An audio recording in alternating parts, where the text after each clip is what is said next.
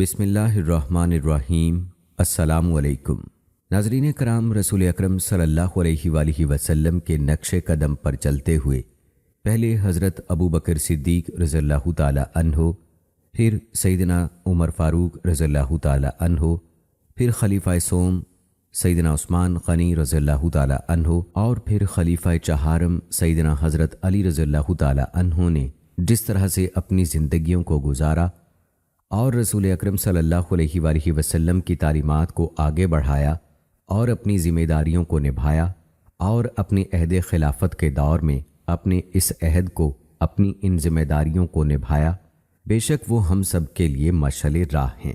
ناظرین کرام، آج کی ویڈیو میں ہم آپ کو بتائیں گے کہ سیدنا علی رضی اللہ تعالی عنہ کے عہد خلافت میں پولیس کی ذمہ داریاں کیسے نبھائی جاتی تھیں، محکمہ خزانہ کی ذمہ داریاں کیا تھیں، سیدنا علی رضی اللہ تعالی عنہ کے دور میں عدلیہ کا کردار کیا تھا، عدل و انصاف کے لیے قانون سازی کا طریقہ کار کیا تھا، جج کو کیسے منتخب کیا جاتا تھا اور ایک جج میں کن خوبیوں کا ہونا ضروری تھا، عدالتی معاملات میں سیدنا علی رضی اللہ تعالی عنہ کا کیا طریقہ کار تھا، قاضی کے فرائض اور ذمہ داریاں کیا تھیں، یہ سب کچھ ہم آپ کو آج کی ویڈیو میں بتائیں گے۔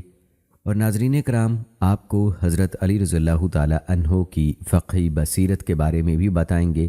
مرنے کے بعد شوہر اپنی بیوی کو غسل دے سکتا ہے یا نہیں، اس بارے میں سیدنا علی رضی اللہ تعالی عنہ کا کیا فرمان ہے، اور سیدہ فاطمہ الزہرا رضی اللہ تعالی عنہا کو غسل کس نے دیا، اس بارے میں بھی آپ کو تفصیل سے بتائیں گے۔ اور نکاح متع کے متعلق سیدنا علی رضی اللہ تعالی عنہ نے کیا فرمایا، احادیث کی روشنی میں حوالہ جات کے ساتھ آپ کو تفصیلات کے ساتھ بتائیں گے، تو آپ نے ہماری آج کی اس اہم ویڈیو کو آخر تک لازمی دیکھنا ہے۔ تو ناظرین کرام، سب سے پہلے ذکر کرتے ہیں سیدنا علی رضی اللہ تعالی عنہ کی فقہی بصیرت کا۔ سیدنا علی رضی اللہ تعالی عنہ نے احکام عبادت بیان کرنے میں کوئی دقیقہ فروغ گذاشت نہیں کیا، فہم دین اور اپنے علمی وسعتوں کے اعتبار سے اعلیٰ مقام پر فائز تھے۔ انہوں نے لوگوں کو جو احکام بتلائے ہیں اور جو تعلیمات انہوں نے ہم تک پہنچائی ہیں، ان تمام تر تعلیمات کو اس چھوٹی سی ویڈیو میں آپ تک پہنچانا تو ناممکن سی بات ہے، اس لیے ہم یہاں پر صرف چند ایک آپ کی خدمت میں پیش کرتے ہیں۔ سب سے پہلے ہے بے نماز کافر ہے۔ حضرت علی رضی اللہ تعالی عنہ سے پوچھا گیا، امیر المومنین، اس عورت کے بارے میں آپ کی کیا رائے ہے جو نماز نہیں پڑھتی؟ انہوں نے فرمایا، جو نماز نہ پڑھے وہ کافر ہے۔ عبداللہ بن شقیق کہتے ہیں، اصحاب رسول صلی اللہ علیہ وآلہ وسلم اعمال میں سے نماز کے سوا کسی اور عمل کے بارے میں یہ رائے نہیں رکھتے تھے کہ اسے ترک کرنا کفر ہے، اس لیے کہ نماز ایک ایسی عبادت ہے جس کے ذریعے سے وہ اسلام کے دائرے میں داخل ہوتا ہے۔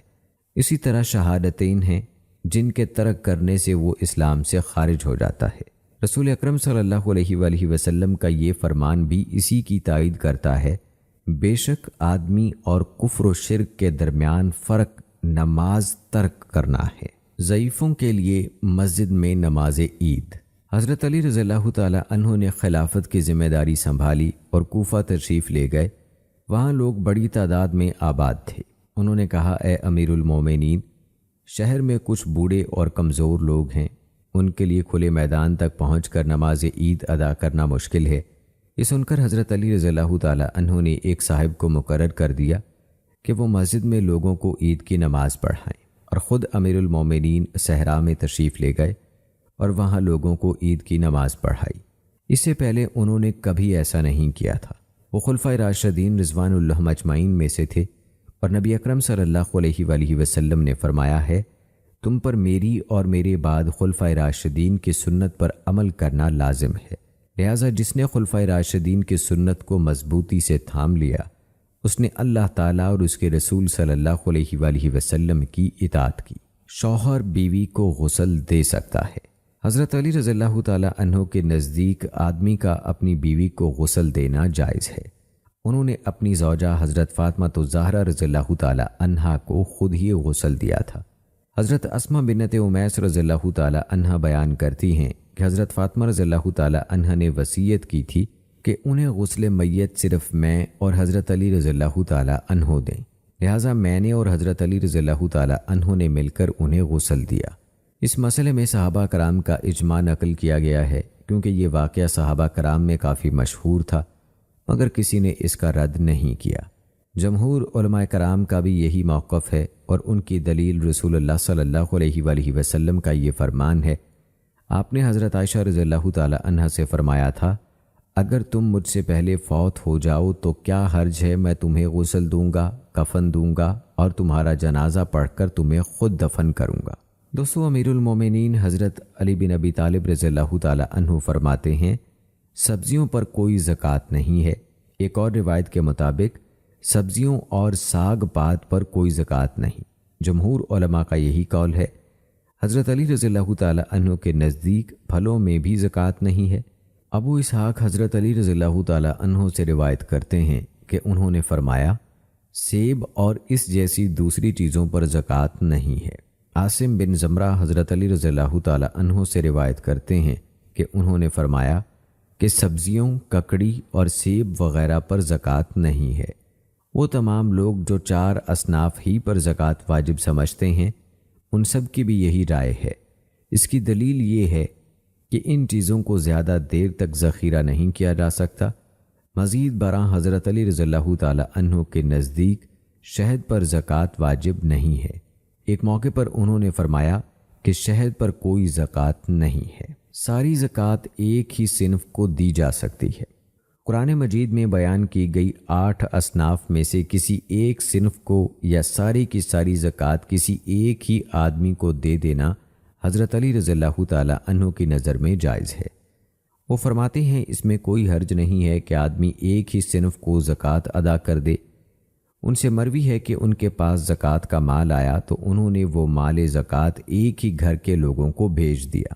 والدین یا اولاد کو زکوٰۃ نہیں دی جا سکتی۔ امیر المومنین حضرت علی رضی اللہ تعالی عنہ فرماتے ہیں، فرض زکوٰۃ میں والد یا اولاد کا کوئی حق نہیں ہے۔ جس کی کوئی اولاد ہے یا والدین ہے، اگر وہ ان کے ساتھ صلہ رحمی نہیں کرتا تو وہ نافرمان ہے۔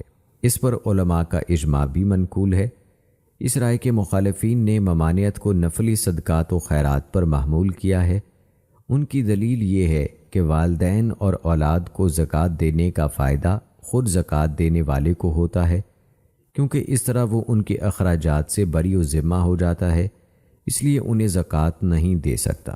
کبھی ایسا بھی ہوتا ہے کہ زکوٰۃ دینے والا ادائے زکوٰۃ سے چھٹکارا حاصل کرنے کے لیے یہ ہیلہ اختیار کرتا ہے۔ یہ بات یاد رکھنی چاہیے کہ زکوٰۃ اور نفقہ دونوں مستقل طور پر واجب ہیں، ان میں سے کوئی ایک دوسرے کی جگہ نہیں لے سکتا۔ جیسے روزہ، نماز اور زکوٰۃ اللہ تعالیٰ کا حق ہے، اس لیے یہ ایک عبادت ہے، جبکہ نفقہ بندوں کا حق ہے اور قرابت داری کے حوالے سے ایک ضروری سماجی سلوک ہے۔ بہت بوڑھے شخص کے لیے روزہ نہ رکھنے کی اجازت۔ امیر المومنین حضرت علی رضی اللہ تعالی عنہ کی فرمان الہی، اور جو لوگ روزہ رکھنے کی طاقت رکھتے ہوں پھر نہ رکھیں تو اس کا فدیہ ایک مسکین کو کھانا کھلانا ہے، کے بارے میں وہی رائے ہے جسے سیدنا ابن عباس رضی اللہ تعالی عنہ نے بڑے عمدہ طریقے سے بیان کیا ہے۔ سیدنا ابن عباس رضی اللہ تعالی عنہ نے اس آیت مبارکہ کی تشریح کرتے ہوئے فرمایا کہ یہ آیت بوڑھوں کے لیے ہے، یعنی اتنے بوڑھے جو بڑی مشقت سے روزہ رکھتے ہیں یا رکھ ہی نہیں سکتے، وہ فدیہ دے دیں۔ جو ایک مسکین کو کھانا کھلانا ہے، مطلب یہ کہ وہ بہت بوڑھا شخص جو روزہ نہیں رکھ سکتا وہ روزہ نہ رکھے، لیکن بطور فدیہ روزانہ ایک مسکین کو کھانا ضرور کھلائے۔ عرب عیسائیوں کا ذبیحہ کھانے کی ممانعت۔ حضرت علی رضی اللہ تعالی عنہ کی رائے میں عام عیسائیوں سے مستثنا کرتے ہوئے عرب عیسائیوں کا ذبیحہ کھانا جائز نہیں ہے۔ یہ بات امام طبری اور دیگر علماء کرام نے ان سے نقل کی ہے۔ عبیدۃ السلمانی سے روایت ہے کہ عرب عیسائیوں کا ذبیحہ نہ کھایا جائے، کیونکہ انہوں نے عیسائیت کے تمام عقائد اختیار نہیں کیے، یہ لوگ صرف شراب پیتے ہیں۔ ایک اور روایت میں ہے کہ آپ نے فرمایا، بنی تغلب کے عیسائیوں کا ذبیحہ نہ کھاؤ، کیونکہ ان لوگوں نے شراب نوشی کے سوا عیسائیت کے عقائد مضبوطی سے نہیں تھامے۔ اس سے یہ استدلال ہوتا ہے کہ عرب عیسائی حلال کو حلال اور حرام کو حرام قرار دینے میں عیسائی تعلیمات پر عمل پیرا نہیں ہیں، لہٰذا وہ ان میں شمار نہیں ہوں گے۔ لیکن اللہ تعالیٰ نے جب ان کے ذبح کردہ حلال جانور کو حلال قرار دیا تھا، اس وقت وہ اصل عیسائی تعلیمات سے بلحاظ عقیدہ و احکام منحرف تھے، لیکن اللہ تعالیٰ نے ان کے ذبح شدہ کو حلال قرار دینے کی ممانعت نہیں کی۔ جمہور صحابہ اور فقہا کا یہی مسلک ہے۔ حضرت علی رضی اللہ تعالیٰ عنہ کی رائے میں فخر و مباحات کی بنیاد پر ذبح کیے گئے جانور کا گوشت کھانا حرام ہے۔ جارود بن ابی صبرہ کہتے ہیں، بنی ریاح میں سے ایک آدمی تھا، اس کا نام ابن وشیل تھا، وہ کالے رنگ کا تھا، شاعری میں مقابلہ کرتا رہتا تھا۔ مشہور شاعر فرزدق نے کوفہ کے قریب ایک چشمے پر اس سے شرط لگائی کہ اگر میرے اونٹ چشمے پر وارد ہوئے تو میں 100 اونٹوں کی کونچیں کاٹ دوں گا، اور دوسرے کے اونٹ پانی پر وارد ہوئے تو وہ اپنے 100 اونٹوں کی کونچیں کاٹ ڈالے گا، یعنی ذبح کر دے گا۔ ہوا یوں کہ دونوں کے اونٹ چشمے پر پہنچ گئے اور وہ دونوں اپنے اپنے اونٹوں کی کونچیں کاٹنے لگے۔ لوگ گدھوں پر بیٹھ کر باہر نکلے تاکہ گوشت حاصل کر سکیں۔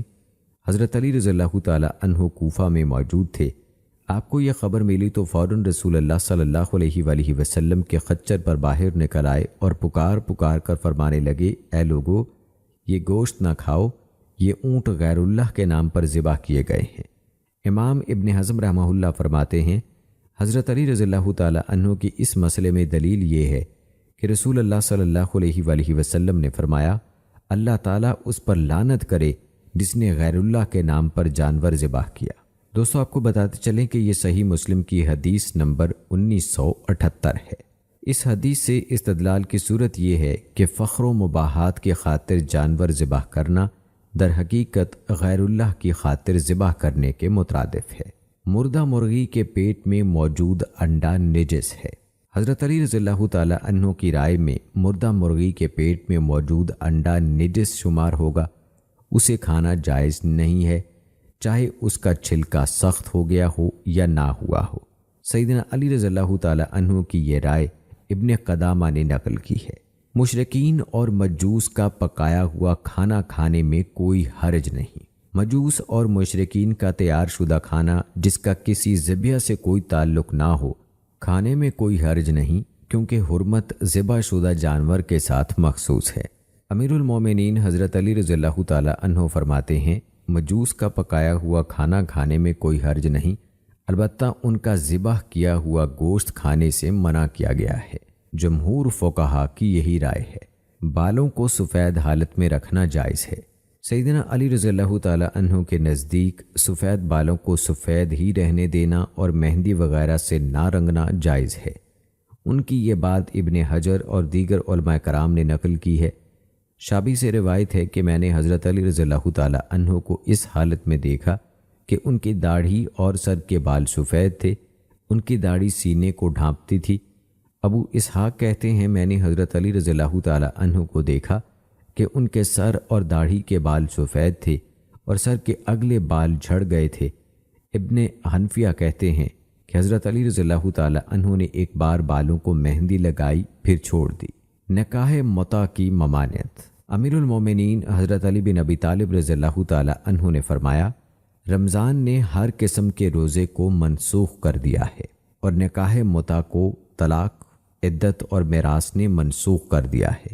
حضرت علی رضی اللہ تعالیٰ عنہ کی دلیل وہ روایت ہے جو انہوں نے نبی اکرم صلی اللہ علیہ وآلہ وسلم سے بیان کی ہے۔ اس میں بتایا گیا ہے کہ رسول اللہ صلی اللہ علیہ وآلہ وسلم نے خیبر کے زمانے میں نکاح متع کرنے والوں اور پالتو گدھوں کا گوشت کھانے سے منع فرما دیا تھا۔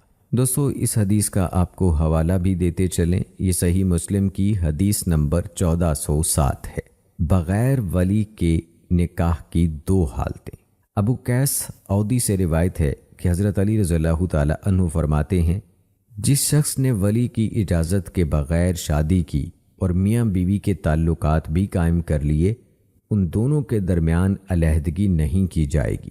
اگر میاں بیوی کے تعلقات قائم نہیں ہوئے تو ان دونوں کے درمیان علیحدگی ہو جائے گی۔ عورت کے جسمانی عیوب ناگوار ہوں تو اس سے علیحدگی جائز ہے۔ اگر شادی کرنے والا مرد اپنی بیوی میں کوئی عیب پائے کہ اس کے ساتھ رہنا بہت مشکل ہو جائے تو امیر المومنین حضرت علی رضی اللہ تعالی عنہ کی رائے یہ ہے کہ اگر ازدواجی تعلقات ثابت ہوں تو حق مہر واجب ہے۔ اس صورت میں آدمی کو طلاق دینے یا بیوی کو ساتھ رکھنے کا اختیار ہوگا۔ اگر تعلقات ثابت نہیں تو بغیر حق مہر کے ان کے مابین علیحدگی کر دی جائے گی۔ حکمرانوں کے انعامات قبول کر لیے جائیں۔ امیر المومنین حضرت علی رضی اللہ تعالی عنہ فرماتے ہیں، سلطان وقت کی طرف سے انعامات لینے میں کوئی حرج نہیں، وہ جو دیتے ہیں اس میں حرام کی مقدار معمولی اور زیادہ تر حلال ہوتا ہے۔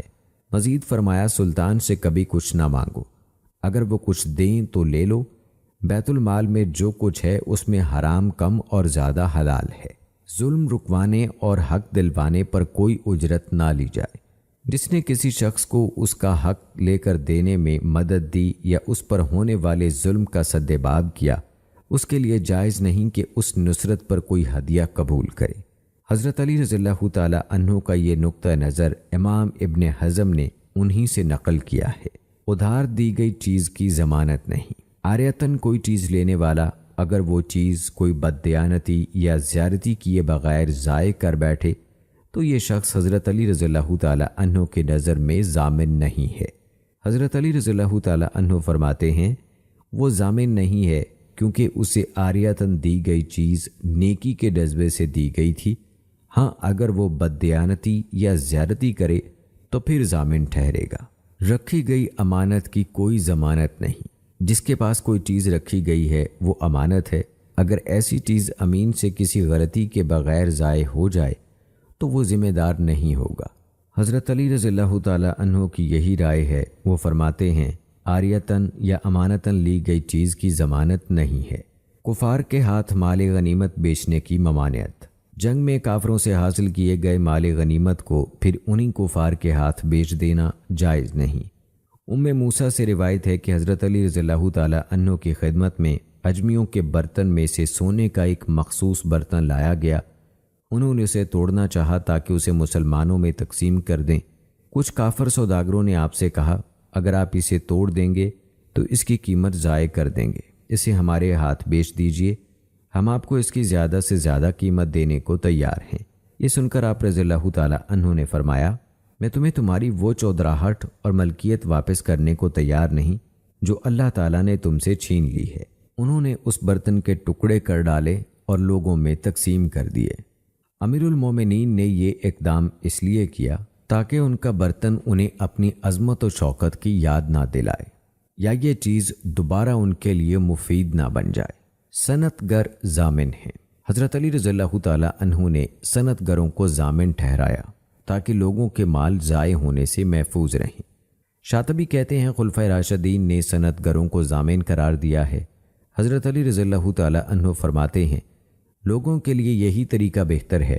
یہ شریعت کے مقاصد میں سے ایک مقصد ہے اور وہ مقصد لوگوں کا مال ضائع ہونے سے بچانا ہے۔ آئیے دوستو، اب آپ کو بتاتے ہیں عدالتی معاملات میں سیدنا علی رضی اللہ تعالی عنہ کا طریقہ کار کیا تھا۔ ایسا معلوم ہوتا ہے کہ حضرت علی رضی اللہ تعالی عنہ عدالتی معاملات، قضاء کے اسلوب اور مقدمات کے ضابطوں کے سلسلے میں بعض ایسی تبدیلیاں کرنے کا ارادہ رکھتے تھے جو معاشرے کے جدید حالات اور تقاضوں سے مطابقت رکھتے ہوں، لیکن انہوں نے اس معاملے کو اس وقت تک مؤخر کیے رکھا جب تک کہ نظام حکومت میں استحکام پیدا ہو جائے۔ ان سے منقول ہے کہ انہوں نے قاضیوں سے فرمایا، جس طرح تم پہلے فیصلے کرتے تھے اس طرح کرتے رہو، یہ عمل اس وقت تک جاری رکھو جب تک کہ تمہاری اجتماعیت مستحکم ہو جائے، کیونکہ سر دست مجھے اختلافات کا خطرہ ہے۔ معاملات حکومت کے استقرار اور ہمواری کے لیے امیر المومنین حضرت علی رضی اللہ تعالی عنہ کی یہ رائے تھی کہ کسی قاضی کو دوسرے قاضی کا فیصلہ ختم کرنے کا حق نہیں ہے۔ خود انہوں نے اہل نجران اور نبی اکرم صلی اللہ علیہ وآلہ وسلم کے مابین طے پانے والا جو معاہدہ تحریر کیا تھا، اس بارے میں بعد ازاں اہل نجران کے درمیان اختلاف پیدا ہو گیا۔ چنانچہ انہوں نے حضرت عمر رضی اللہ تعالی عنہ سے اس میں تبدیلی کی درخواست کی۔ انہوں نے اس کو اس میں سے کچھ متبادل عطا کر دیا۔ بعد ازاں انہیں اپنی غلطی کا احساس ہوا تو انہوں نے حضرت عمر رضی اللہ تعالی عنہ سے متبادل فیصلے میں بھی تبدیلی کی درخواست کی تو سیدنا عمر رضی اللہ تعالی عنہ نے یہ درخواست مسترد کر دی۔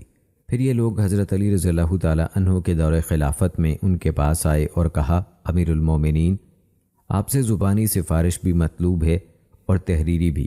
تو حضرت علی رضی اللہ تعالیٰ عنہ نے فرمایا، اللہ تمہیں سمجھے، حضرت عمر رضی اللہ تعالیٰ عنہ نے صحیح فیصلہ دیا تھا، میں وہ فیصلہ واپس لینے کے لیے تیار نہیں جو حضرت عمر رضی اللہ تعالیٰ عنہ نے دیا ہو۔ قضا ریاست کے امور سے وابستہ ہے، اس میں بھی وہی شرائط ہیں جو مسلمانوں کے حکمران پر عائد ہوتی ہیں، اور وہ ہیں عقل، بلوغت اور اسلام۔ قاضی کو لوگوں کے مال سے بے پرواہ ہونا چاہیے، وہ بردبار ہو، کسی بات پر مشتعل نہ ہو، کسی طرف سے آنے والا تیر اسے غضبناک نہ کرے، احکام شریعت کا عالم ہو، ناسخ و منسوخ کا علم رکھنے والا ہو۔ حضرت علی رضی اللہ تعالیٰ عنہ نے ایک مرتبہ ایک قاضی سے پوچھا، کیا تم ناسخ و منسوخ کا علم رکھتے ہو؟ اس نے کہا نہیں۔ آپ رضی اللہ تعالیٰ عنہ نے فرمایا، پس تو خود بھی ہلاک ہوا اور دوسروں کے لیے بھی باعث ہلاکت بن گیا۔ حضرت علی رضی اللہ تعالیٰ عنہ نے مذکورہ قاضی سے ناسخ و منسوخ کے بارے میں پوچھا تھا، کیونکہ اس دور میں اس کی پہچان آسان نہ تھی۔ قاضی کے لیے یہ بھی شرط ہے کہ اسے سابقہ عدالتی فیصلوں سے آگاہی ہو، تاکہ وہ ان کے اسلوب اور طریق سے باہر نہ نکل سکے۔ وہ احکام جن میں اختلاف ہے وہ ان میں اپنی قطعی رائے رکھنے والا ہو، اسے متواضع یعنی منکسر المزاج ہونا چاہیے، اسے زیادہ علم اور عقل والوں سے مشورہ کرنے میں کوئی جھجک نہیں ہونی چاہیے، کیونکہ یہ مشورہ اسے فیصلوں میں غلطی سے محفوظ رکھنے میں مدد دے گا۔ اسے حق کے معاملے میں جرأت مند ہونا چاہیے، اسے حق کے مطابق فیصلہ دینے میں کوئی تعامل نہیں ہونا چاہیے، چاہے اس کا فیصلہ طاقت والوں کے لیے ناراضی کا باعث ہو۔ حضرت علی رضی اللہ تعالیٰ عنہ کے اس قول میں یہ سارے امور یکجا بیان کر دیے گئے ہیں۔ قاضی اس وقت تک قاضی نہیں کہلا سکتا جب تک اس کے اندر یہ 5 خوبیاں موجود نہ ہوں: پاک دامن ہو، بردبار ہو، سابقہ فیصلوں کا عالم ہو، عقل والوں سے مشورہ کرنے والا ہو، اور اللہ کے معاملے میں کسی ملامت کرنے والے کی ملامت کا اسے کوئی خوف نہ ہو۔ قاضی کو چاہیے کہ مقدمات کی سماعت کے لیے شہر کے وسط میں جگہ کا انتخاب کرے، تاکہ مقدمہ لے کر آنے والوں میں سے کسی کے لیے وہاں پہنچنا مشکل نہ ہو۔ یہی وجہ ہے کہ حضرت علی رضی اللہ تعالیٰ عنہ نے قاضی شریح کو یہ حکم دیا تھا کہ آپ شہر کی بڑی مسجد میں عدالت لگائیں تاکہ وہاں پہنچنا آسان ہو۔ لوگوں کے درمیان عدل و انصاف کا قیام اسلامی ریاست کی بنیادی مقاصد میں سے ہے۔ فقہ اسلامی کا فیصلہ یہ ہے کہ صاحب حق کو حصول حق کی راہ میں کوئی رکاوٹ نہ ہو، اس لیے مقدمہ کے فریقوں کو انصاف مفت حاصل ہوگا۔ کوئی فریق نہ قاضی کو کوئی رقم ادا کرے گا نہ ریاست کو، بلکہ اسلامی ریاست ہی قاضی اور عدالت کے تمام اخراجات کی کفیل ہوگی۔ حضرت علی رضی اللہ تعالیٰ عنہ نے قاضی شریح کو جب کوفہ میں قضا کی ذمہ داری سونپی تو انہیں ماہانہ 500 درہم تنخواہ بھی مرحمت فرمائی۔ خلافت راشدہ کے دور میں نظام وکالت کے بیج ظاہر ہوئے۔ حضرت علی رضی اللہ تعالیٰ عنہ کسی بھی جھگڑے کے حوالے سے اپنے بھائی عقیل کو وکیل بناتے تھے۔ جب عقیل رضی اللہ تعالیٰ عنہ سن رسیدہ ہو گئے تو انہوں نے اپنی جانب سے عبداللہ بن جعفر بن ابی طالب رضی اللہ تعالیٰ عنہ کو وکیل مقرر کیا۔ آپ فرماتے تھے کہ میرے وکیل کے حق میں جو فیصلہ ہوگا وہ میرے حق میں ہوگا، اور جو فیصلہ میرے وکیل کے خلاف صادر ہوگا وہ میرے خلاف ہوگا۔ دوستو، اگر بات کی جائے قاضی کے فرائض اور ذمہ داریوں کی تو سیدنا علی رضی اللہ تعالیٰ عنہ کے عہد میں قاضی کو اپنے فیصلوں کو یقینی بنانے کے لیے کچھ امور کا اہتمام کرنے کی تاکید کی جاتی تھی جو کہ بہت اہم تھیں۔ ان میں سب سے پہلے پیش آمدہ معاملے کا گہرا مطالعہ کرنا تھا۔ قاضی کو پیش نظر مقدمے میں قطعی فیصلہ صادر کرنے میں جلد بازی سے کام نہیں لینا چاہیے۔ یہی وجہ ہے کہ حضرت علی رضی اللہ تعالیٰ عنہ نے ایک موقع پر قاضی شریح سے فرمایا، جب تک آپ بات ہی نہیں کرتے آپ کی زبان آپ کی غلام ہے، جو ہی آپ بول اٹھے آپ زبان کے غلام ہو گئے، لہٰذا یہ دیکھو کہ کیا فیصلہ کر رہے ہو، کس بارے میں کر رہے ہو اور کس طرح کر رہے ہو۔ دوسری بات، دونوں فریقوں سے برابری کا سلوک۔ حضرت علی رضی اللہ تعالیٰ عنہ کے پاس ایک مہمان آیا، ان کے پاس کچھ روز رہا، اس مہمان کے پاس مد مقابل فریق کا آدمی ملنے آیا۔ حضرت علی رضی اللہ تعالیٰ عنہ نے اس سے پوچھا، کیا تم اس کے مد مقابل فریق ہو؟ اس نے کہا، جی ہاں۔ آپ نے مہمان سے فرمایا، یہاں سے چلے جاؤ۔ ہم کسی مقدمہ دائر کرنے والے مہمان کو ٹھہراتے ہیں تو اس کے مد مقابل فریق کو بھی ساتھ ہی ٹھہراتے ہیں۔ مد مقابل فریقوں سے اونچی آواز میں کلام کرنے سے اجتناب کا بھی اہتمام کیا جاتا تھا۔ حضرت علی بن ابی طالب رضی اللہ تعالیٰ عنہ نے ابو الاسد الطولی کو قضا کی ذمہ داری سونپی، پھر انہیں معزول کر دیا۔ انہوں نے پوچھا، آپ نے مجھے معزول کیوں کیا؟ میں نے کوئی خیانت کی، نہ کوئی جرم کیا۔ انہوں نے فرمایا، میں نے دیکھا کہ تم دونوں فریقوں سے اونچی آواز میں بات کر رہے تھے۔ تعلقات یا قرابت داری کے اثرات۔ جادہ بن حبیرہ حضرت علی رضی اللہ تعالیٰ عنہ کے خدمت میں حاضر ہوئے اور کہا، امیر المومنین، آپ کے سامنے دو آدمی آتے ہیں، آپ ان میں سے کسی ایک کی نظر میں زیادہ پسندیدہ شخصیت ہو سکتے ہیں اور دوسرے کے دل میں آپ کے خلاف جذبات ہیں، تو کیا آپ دوسرے شخص کے خلاف اول و ذکر کے حق میں فیصلہ دیں گے؟ راوی کہتے ہیں کہ یہ بات سن کر حضرت علی رضی اللہ تعالیٰ عنہ نے جادہ بن حبیرہ کو برا بھلا کہا اور روانہ کر دیا اور بتایا کہ میں اپنی پسند یا ناپسند نہیں بلکہ شواہد اور دلائل کی بنا پر فیصلہ کروں گا۔ جہاں تک ذاتی پسند یا ناپسند کا تعلق ہے، اس کے بارے میں آپ نے فرمایا کہ یہ بات میرے اختیار میں نہیں، یہ تو سب اللہ تعالیٰ کی جانب سے ہے۔ قاضی کی ذمہ داری ہے کہ اہل علم اور اصحاب رائے سے مشورہ کرے تاکہ کوئی اپنے حق سے محروم نہ ہو جائے۔ حضرت علی رضی اللہ تعالیٰ عنہ شورا کے ان ارکان میں شامل تھے جن سے خلفائے راشدین میں سے کسی کو پیش آمدہ مسئلے کے بارے میں مشورے کی ضرورت ہوتی تو ان سے ضرور مشورہ کرتے تھے۔ خصاف نے ادب القاضی میں یہ روایت کیا ہے کہ حضرت عثمان رضی اللہ تعالیٰ عنہ کے سامنے مقدمے کے دونوں فریق پیش ہوتے تو وہ انہیں کہتے، علی رضی اللہ تعالیٰ عنہ کو بلاؤ، طلحہ رضی اللہ تعالیٰ عنہ اور زبیر رضی اللہ تعالیٰ عنہ کو بھی بلاؤ۔ کچھ اور اصحاب کو بھی بلاتے۔ جب وہ آ جاتے تو دونوں فریقوں سے فرماتے، اب تم اپنی اپنی بات پیش کرو۔ جب وہ اپنا معاملہ اور موقف پیش کرتے تو کامل توجہ سے سنتے اور اصحاب رسول سے کہتے، آپ کی کیا رائے ہے؟ جب ان کی رائے اصحاب کی رائے کے مطابق ہوتی تو اس کے مطابق فیصلہ دے دیتے تھے، انہیں اس پر مزید غور کی ضرورت نہیں ہوتی تھی۔ دوستو، یہ تھا تذکرہ حضرت علی رضی اللہ تعالیٰ عنہ کے دور کے عدل و انصاف کا کہ ایک قاضی کس طرح سے اپنے فرائض انجام دیتا تھا۔ آئیے اب ذکر کرتے ہیں حضرت علی رضی اللہ تعالیٰ عنہ کے عہد خلافت میں پولیس کی ذمہ داریوں کا۔ جب حضرت علی رضی اللہ تعالیٰ عنہ خلافت کی ذمہ داری پر مطمئن ہوئے تو مملکت اسلامیہ میں پولیس کی ذمہ داری بڑی اہم اور معروف ذمہ داریوں میں سے ایک تھی۔ آپ کے عہد خلافت کے دوران پولیس کا کردار بیان کرنے والی کہانیاں اور آثار بہت ہیں۔ ان میں سے ایک وہ ہے جو ازبغ بن نبات سے روایت کی گئی ہے۔ وہ کہتے ہیں کہ ایک نوجوان نے حضرت علی رضی اللہ تعالیٰ عنہ کی خدمت میں آ کر کچھ لوگوں کے خلاف شکایت کی۔ اس نے کہا کہ یہ لوگ میرے والد کے ساتھ سفر پر گئے تھے، اب یہ لوگ واپس آئے ہیں تو میرے والد ان کے ساتھ نہیں ہیں۔ میں نے ان لوگوں سے اپنے والد کے بارے میں پوچھا تو کہتے ہیں کہ وہ فوت ہو گیا۔ میں نے ان سے اپنے والد کے مال کے بارے میں پوچھا تو وہ کہتے ہیں تمہارا باپ تہی دامن تھا، اس نے کچھ نہیں چھوڑا، جبکہ وہ ان کے ساتھ بہت سارا مال لے کر گئے تھے۔ ہم یہ مقدمہ قاضی شریح کی عدالت میں لے کر گئے، انہوں نے ان لوگوں کو بری کر دیا ہے۔ حضرت علی رضی اللہ تعالیٰ عنہ نے پولیس والوں کو بلایا اور ان ملزموں سے ہر آدمی کے لیے 2 آدمیوں کی ذمہ داری سونپی اور انہیں تاکید فرمائی کہ ان لوگوں میں سے کوئی ایک دوسرے سے ملنے نہ پائے۔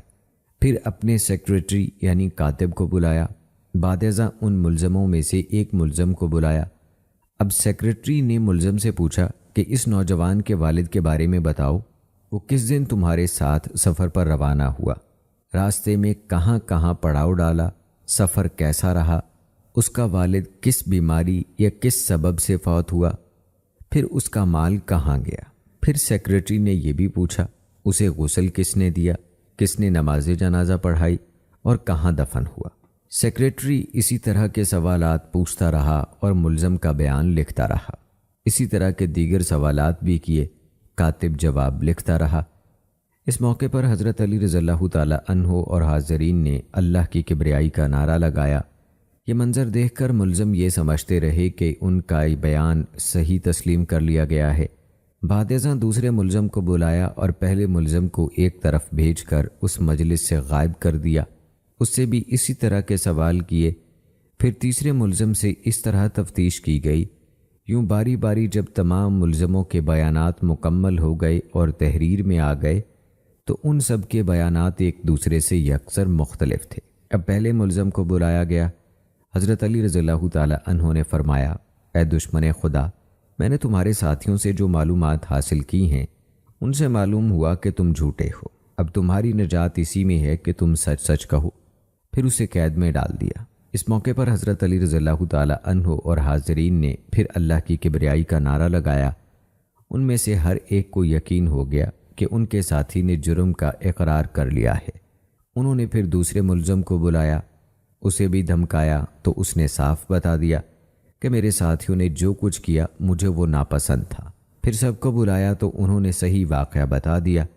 آخر میں قید میں موجود آدمی کو بلایا اور اسے کہا کہ تمہارے تمام ساتھیوں نے اقرار جرم کر لیا ہے، یوں تمہارے لیے سچ بولنے کے سوا کوئی چارہ نہیں، لہٰذا ان سب کے اقرار جرم کے بعد ان کو ادائے مال کا ذمہ دار ٹھہرایا گیا اور ان سے مقتول کا قصاص لیا گیا۔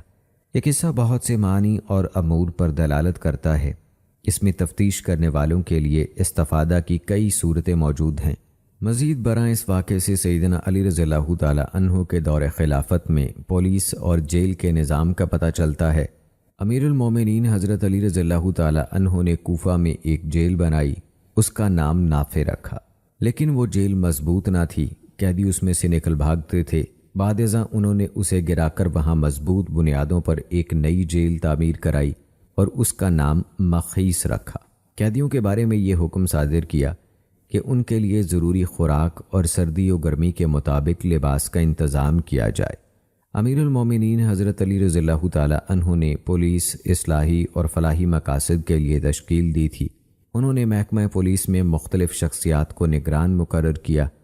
ان میں ابو الحیاج الاسدی، قیس بن سعد بن عبادہ، معقل بن قیس الریائی، مالک بن الخبیب الربوی، ساریہ بن مرت الخزائی شامل ہیں۔ پولیس کے ذمے امن عامہ کی اجتماعی ذمہ داریوں کے علاوہ محتاجوں کی مدد، لاچاروں کی داد رسی، بھولے بھٹکے مسافروں کی رہنمائی، مساکین کو کھانا کھلانے اور ان سے نرمی کا سلوک کرنے کی ذمہ داریوں کے ساتھ ساتھ ہر قسم کا وہ انسانیت نواز تعاون بھی شامل تھا جس سے صرف رب ذوالجلال کی خوشنودی مطلوب ہو۔ اس سے یہ بات واضح ہو جاتی ہے کہ حضرت علی رضی اللہ تعالیٰ عنہ کے خلافت راشدہ کے دوران عوام الناس کی ہمہ جہت نہایت مخلصانہ خدمات انجام دی گئیں۔ سیدنا علی رضی اللہ تعالیٰ عنہ نے معاشرے کو توحید کی دعوت اور اخلاق عالیہ سے متصف کرنے کے علاوہ شرک و بدعت سے بیزاری کی بنیاد پر صحیح دینی کلچر کو فروغ دینے اور حق و صداقت کا پرچم بلند رکھنے کے لیے آخر دم تک اپنی مساعی جمیلہ جاری رکھیں۔ اس سلسلے میں قرآن و سنت کی روشنی ہمیشہ ان کی رہنما رہی۔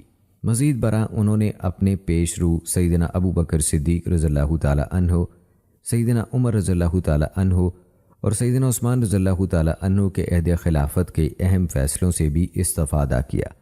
وہ اعلیٰ دینی و علمی بصیرت کے انتہائی متقی حکمران تھے۔ ان کی خدمات جلیلہ کے احترام میں تاریخ کی پیشانی ہمیشہ جھکی رہے گی۔ دوستو، محکمہ پولیس کی تو بات ہوئی، آئیے اب ذکر کرتے ہیں محکمہ خزانہ کی۔ اسلامی ریاست کی مالیاتی پالیسی میں حضرت علی رضی اللہ تعالیٰ عنہ کے دور میں کوئی قابل ذکر تبدیلی رونما نہیں ہوئی۔ امیر المومنین حضرت علی رضی اللہ تعالیٰ عنہ مستحق لوگوں کو مال عطا کرنے میں حضرت ابو بکر صدیق رضی اللہ تعالیٰ عنہ کے برابری کے نقطہ نگاہ پر قائم رہے، کسی ایک کو دوسرے پر ترجیح اور فضیلت نہیں دی۔ جس طرح سادات کے لیے عطا کرنے کا حکم تھا اسی طرح غلاموں کے لیے بھی تھا۔ بعض علاقوں میں خراج کی وصولی وہاں کے حاکموں کے ذمے تھی۔ مصر میں قیس بن سعد بن عبادہ جو والی عمومی تھے خراج کے مسئول تھے۔ اسی طرح جب حضرت علی رضی اللہ تعالیٰ عنہ نے اشترا نخعی کو مصر روانہ کیا تو انہیں ولایت عمومی کے ساتھ خراج کا مسئول بھی بنایا اور تاکید فرمائی کہ خراج اتنا ہو کہ اہل علاقہ کے لیے مناسب ہو اور لوگوں کی ضروریات کو بھی پیش نظر رکھا جائے، کیونکہ تمام لوگ خراج کے ضرورت مند ہیں۔ آپ نے انہیں اس بارے میں جو خط لکھا اس میں فرمایا، خراج کی وصولی سے زیادہ تمہاری توجہ اہل زمین کی آباد کاری پر ہونی چاہیے، اور جس نے آباد کاری کے عمل کو چھوڑ کر خراج کے حصول ہی پر توجہ دی وہ لوگوں کے لیے ضرر رساں اور بندگان خدا کے لیے ہلاکت کا موجب ہوگا۔ اس طرح نظام حکومت بھی قائم نہیں ہو سکے گا۔ اگر لوگوں پر کوئی بوجھ ہو یا کوئی بیمار ہو یا پانی نہ ملنے کی شکایت ہو یا زمین زیر آب آ گئی ہو یا شدید قحط سالی کے باعث زمین پانی کو ترس رہی ہو تو لوگوں سے تخفیف کا رویہ اختیار کرو تاکہ ان کے مسائل حل ہو جائیں۔ جتنا بھی ممکن ہو آباد کاری کے لیے کوشش کرو۔ زمین کی خرابی اور ویرانی اہل زمین کو محتاج اور بدحال کر دے گی، لہٰذا حکام کی ذمہ داری یہ ہے کہ وہ نگرانی کے امور پر خوب دھیان رکھیں۔ اگر حالات جوں کہ توں رہے تو حکام کے بارے میں بدگمانی کا پہلو سامنے آئے گا اور زمین کی منفعت سے زیادہ استفادہ نہیں ہو سکے گا۔ امیر المومنین حضرت علی رضی اللہ تعالی عنہ کی نظر خراج کے معاملات پر تھی، کیونکہ پورے اقتصادی مسئلے کا حل خراج جمع کرنے پر موقوف تھا۔ اس دور میں خراج اقتصادیات کا اصل سرچشمہ تھا۔ حضرت علی رضی اللہ تعالی عنہ کے بارے میں یہ بات معروف ہے کہ انہوں نے تمام علاقوں میں اپنے اعمال کی نگرانی سخت کر دی تھی، اور مالی امور ان اہم معاملات میں شامل تھے جن کی آپ نہایت باریک بینی سے نگرانی کر رہے تھے۔ وہ ایسے لوگوں کو تفتیشی نگران مقرر کرتے تھے جو گھات میں بیٹھ کر حالات کی خبر لاتے تھے۔ مختلف علاقوں کے والیوں کو اپنی حکومت اور اس کے بیت المال میں سے خرچ کرنے کے عمومی اختیارات تھے۔ خلفائے راشدین کے دور میں جو لوگ بھی بیت المال یا خراج جمع کرنے کے براہ راست ذمہ دار تھے، وہ اپنے علاقے کے لوگوں کے مفاد اور ضروریات کو مد نظر رکھتے ہوئے شرعی طریقے سے غریبوں پر مال خرچ کرتے تھے۔ سب سے زیادہ وہ یہ مال جہاد کے امور اور فتوحات کے لیے اسلحہ اور جانوروں کی تیاری اور فوجی لشکروں کی دیگر ضروریات کے لیے استعمال میں لاتے تھے۔ اسی طرح اعلیٰ حکام دیگر تمام سرکاری اعمال اور ملازمین کے اخراجات پر رقوم صرف کرتے تھے۔ پلوں کی تعمیر، چشموں، نہروں کی کھدائی اور دیگر فلاحی اصلاحات و اقدامات کی تکمیل کو سر انجام دیتے، اور یہ خراج کی وصولی ہی سے ممکن تھی۔ جیسا کہ بعض محققین نے لکھا ہے کہ اگر خراج کو جمع کرنے کی ذمہ داری نہ بھی ہوتی تب بھی عمومی طور پر حکام ہی کی ذمہ داری ہوتی تھی کہ وہ ان اخراجات کا انتظام کرتے جن کا تعلق جہاد سے یا ضروری فلاحی تعمیرات و معاملات سے ہوتا تھا۔ بعض فقہاء نے لکھا ہے کہ یہ حکام ہی کی ذمہ داری ہے کہ وہ ریاست کے وسائل مال و دولت کو مسلمانوں کے مفاد پر خرچ کریں اور انہیں منجمد نہ کریں، کیونکہ جن حقوق کی ادائیگی کے لیے مال جمع کیا گیا تھا اگر ان پر خرچ نہ کیا جائے تو یہ ظلم کے مترادف ہے۔ انہوں نے ریاست کے عام اموال کو منجمد کرنے کے عمل کو حکام کی کوتاہی اور ظلم قرار دیا ہے۔ حضرت علی رضی اللہ تعالی عنہ کے دور میں جس علاقے سے جو خراج وصول ہوتا اس کا پہلا حقدار وہیں کے لوگوں کو سمجھا جاتا تھا۔ حکام وہ مال اپنے علاقوں سے دارالخلافہ مدینہ یا کوفہ کی طرف روانہ کرنے سے گریز کرتے تھے۔ اس علاقے کی تمام ضروریات کو پورا کرنے کے بعد اگر مال بچ جاتا تھا تو وہ مدینہ منورہ یا کوفہ بھیج دیا جاتا تھا۔ اس میں کوئی شک نہیں کہ خلفائے راشدین کے دور میں خاص طور پر حضرت عمر رضی اللہ تعالی عنہ کے عہد میں مختلف علاقوں میں خراج کی وصولی سمیت تمام مالیاتی امور کی انتہائی باریک بینی سے جانچ پڑتال کی جاتی تھی۔ آمدنی کے ذرائع اور عمومی اخراج پر کڑی نگاہ رکھی جاتی تھی۔ انہوں نے اپنے سابقین کے تجربات سے صحیح طور پر استفادہ کیا۔ انہوں نے دفاتر قائم کرنے اور ان میں رجسٹر رکھنے کا نظام شروع کیا اور مختلف پہلوؤں سے تمام مالی امور منضبط کیے۔ عہد فاروقی میں یہ مالیاتی ادارہ زیادہ وسیع اور جامع اسلوب پر قائم ہوا۔ بعض مستشرقین جن میں فلپ بھی شامل ہے، اس نے عربوں کی تاریخ کے حوالے سے اپنے انسائکلوپیڈیا میں مالیاتی امور کے بارے میں خلفائے راشدین کے کارنامے دھندلانے اور گھٹانے کی کوشش کی ہے۔ اس نے لکھا ہے، حقیقت یہ ہے کہ تاریخ عمر بن خطاب سے بہت سے ایسے کارناموں کو منسوب کرتی ہے جو مرور زمانہ اور نئے تجربات کے ساتھ بہرحال ہونے ہی تھے۔ خلفاء اور مختلف علاقوں کے حکام نے خراج کی وصولی، جزیہ اور ریاست کے مالی امور سے متعلق جو پالیسیاں بنائیں وہ اتنی بڑی بات نہیں ہے۔ اسلام نے بازنطینی نظام حکومت جو شام اور مصر میں راج تھا اسی پر اپنے نظام حکومت کی بنیاد رکھی۔ فارسی علاقوں میں ارباب حکومت نے پہلے سے قائم شدہ مقامی حکومت کے اصول اپنائے۔ فاتحین نے ٹیکسوں کی وصولی کا جو بھی نظام مقرر کیا اس میں سابقہ ادوار کا مزاج چاہے وہ بازنطینی ہو یا فارسی بہرحال ملحوظ رکھا گیا۔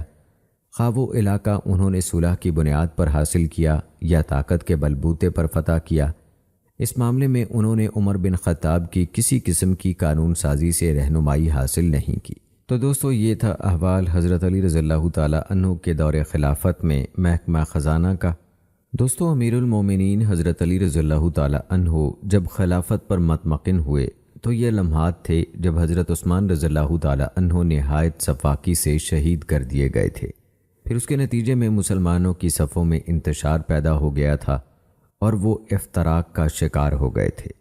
ان حادثات و واقعات کے بعد حضرت علی رضی اللہ تعالیٰ عنہ کی زیادہ تر توجہ ان زخموں پر مرہم رکھنے کی طرف تھی، لیکن اس صورتحال سے نمٹنے کے ساتھ ساتھ آپ نے تمام سرکاری ذمہ داریاں نہایت خوبی اور خلوص سے انجام دیں اور عدالتی امور کی طرف بھی خاص توجہ فرمائی۔ ان کے انتظام و انصرام اور تنظیم و ترتیب کا عمل نہایت جامع پیمانے پر انجام دیا۔ ان کا ایک خط جو انہوں نے اپنے گورنر مصر اشترا نخعی کو لکھا، اس میں وہ فرماتے ہیں، لوگوں کے مابین فیصلہ کرنے کے لیے رعیت میں سے ایسی افضل و اکمل شخصیت کا انتخاب کرو جس کے معاملات زندگی تنگی کا شکار نہ ہوں، اس کے مد مقابل کوئی اس سے جھگڑا کرنے والا نہ ہو، وہ خود اپنی غلطی پر اصرار کرنے والا نہ ہو، حق کو جان لینے کے بعد اس کی طرف رجوع کرنے میں اسے کوئی رکاوٹ نہ ہو، اس کے دل میں کوئی لالچ نہ ہو، حقیقت حال جاننے کے لیے وہ تھوڑی بات سمجھنے کی بجائے پوری بات کامل گہرائی سے سمجھے، مشتبہ امور میں رک جانے والا ہو، دلائل سے حقائق اخذ کرنے والا ہو، مخالفین کی بار بار کی مشگافیوں سے زچ نہ ہو، معاملات کی وضاحت میں انتہائی صبر کرنے والا ہو، فیصلہ واضح ہو جانے کے بعد قطعی رائے رکھنے والا ہو، مبالغہ آرائی کرنے والے کے ہاتھوں مجبور نہ ہو اور فساد پیدا کرنے والے کی بات پر برانگیختہ نہ ہو۔ تمہیں اس قسم کے لوگ کم ہی ملیں گے۔ بہرحال ایسا ہی جج ڈھونڈو، پھر اس پر خرچ کرنے میں فراخ دلی سے کام لو تاکہ وہ اپنی ضروریات پوری کرنے کے لیے لوگوں کا محتاج نہ ہو۔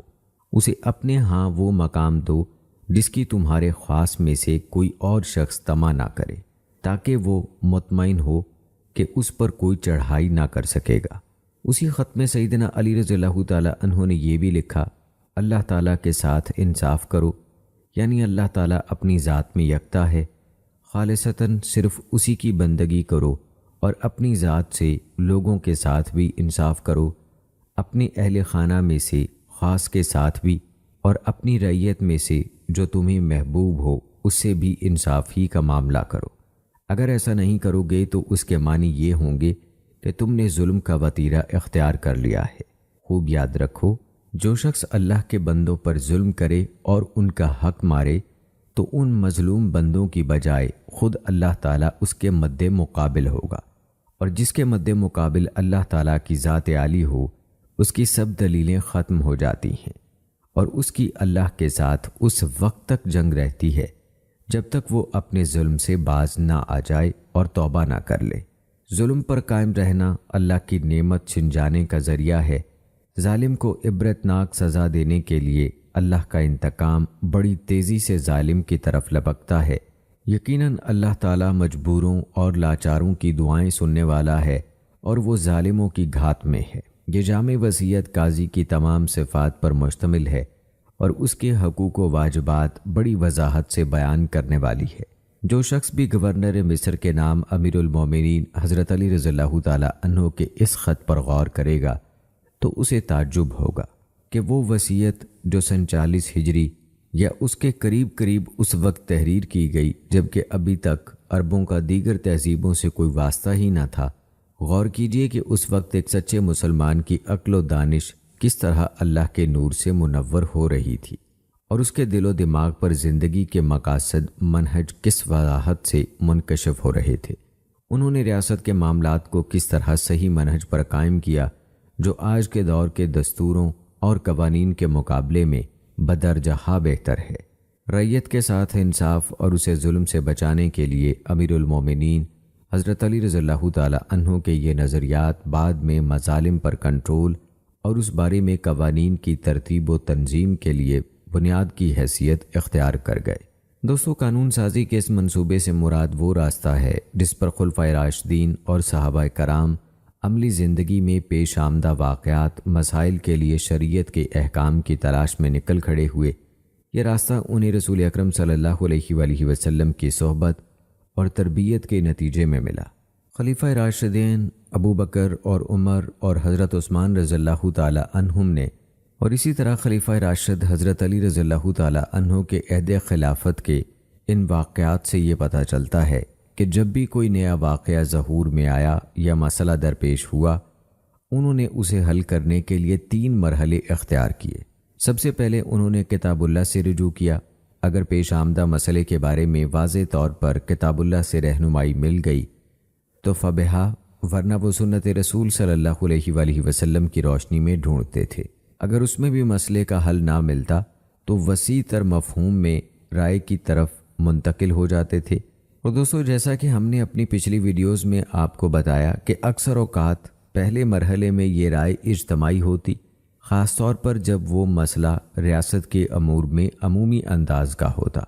انہیں اس بارے میں خصوصی مدد اس لیے ملی کہ کبار صحابہ ابھی تک مدینہ منورہ ہی میں قیام پذیر تھے، ان کی بیک وقت دستیابی آسان تھی اور ان سے رائے لینا ممکن تھا۔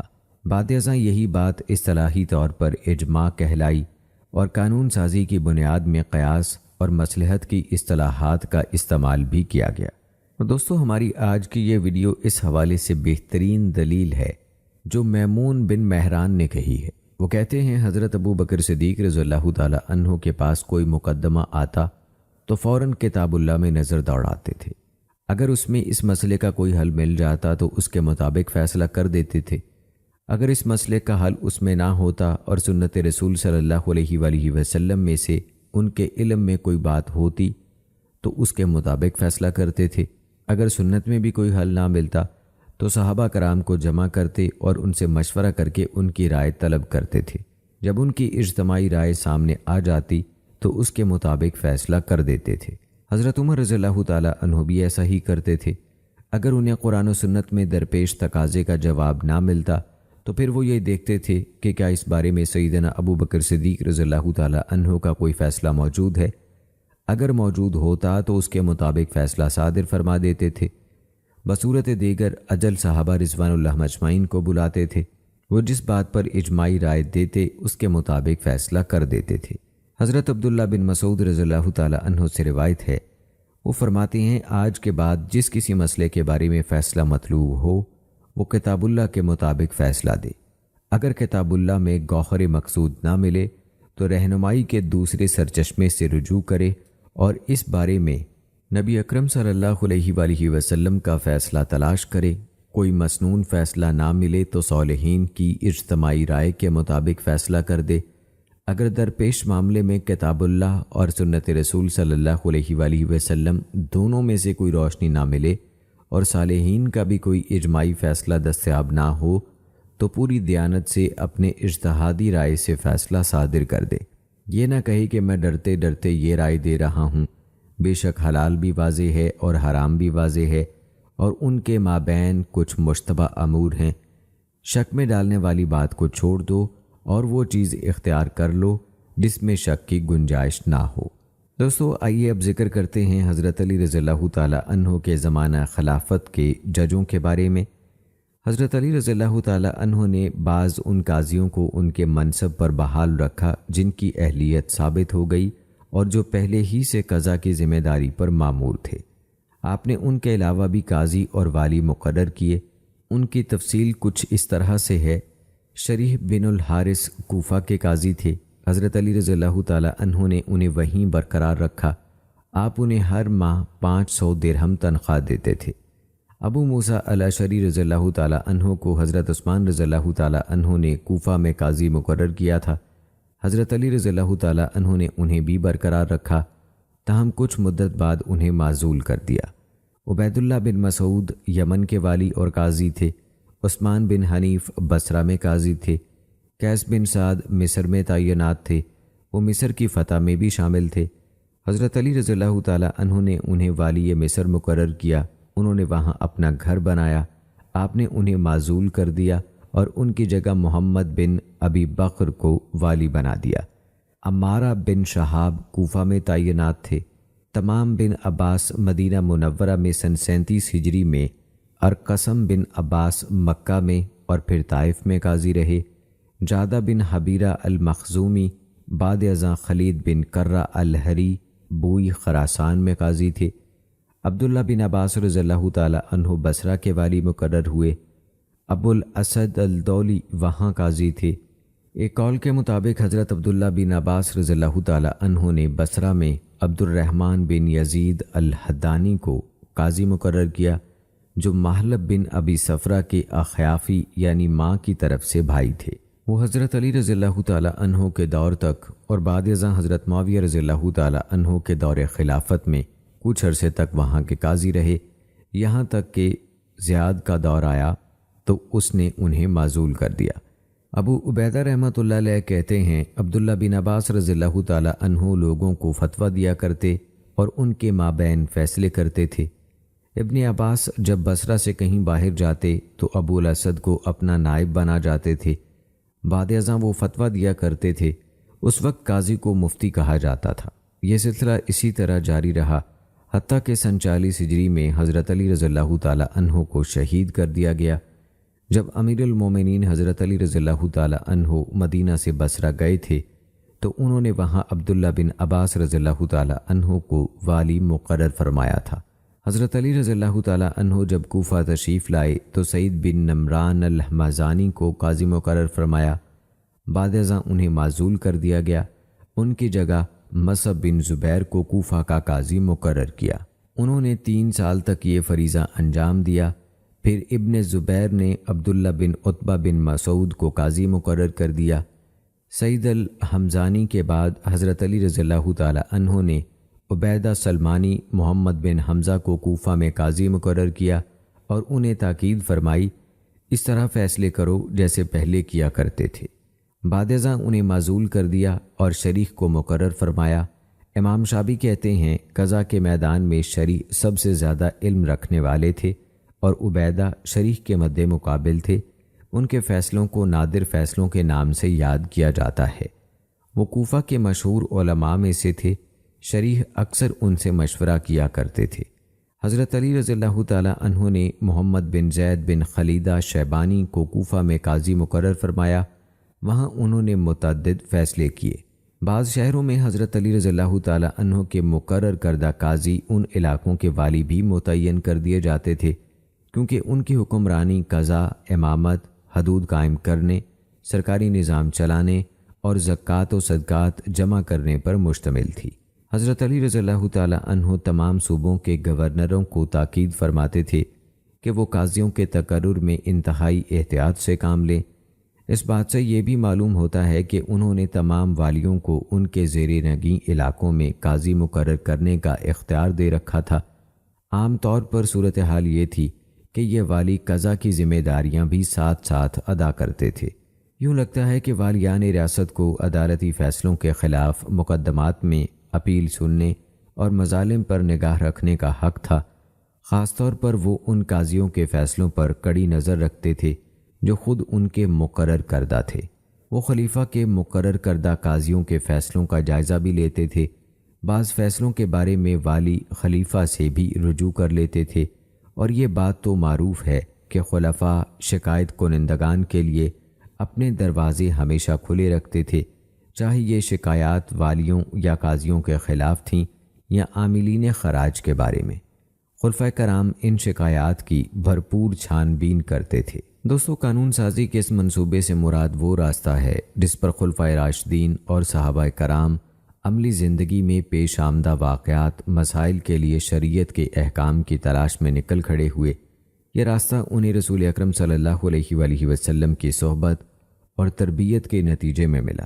خلیفہ راشدین ابو بکر اور عمر اور حضرت عثمان رضی اللہ تعالی عنہم نے، اور اسی طرح خلیفہ راشد حضرت علی رضی اللہ تعالی عنہ کے عہد خلافت کے ان واقعات سے یہ پتہ چلتا ہے کہ جب بھی کوئی نیا واقعہ ظہور میں آیا یا مسئلہ درپیش ہوا، انہوں نے اسے حل کرنے کے لیے 3 مرحلے اختیار کیے۔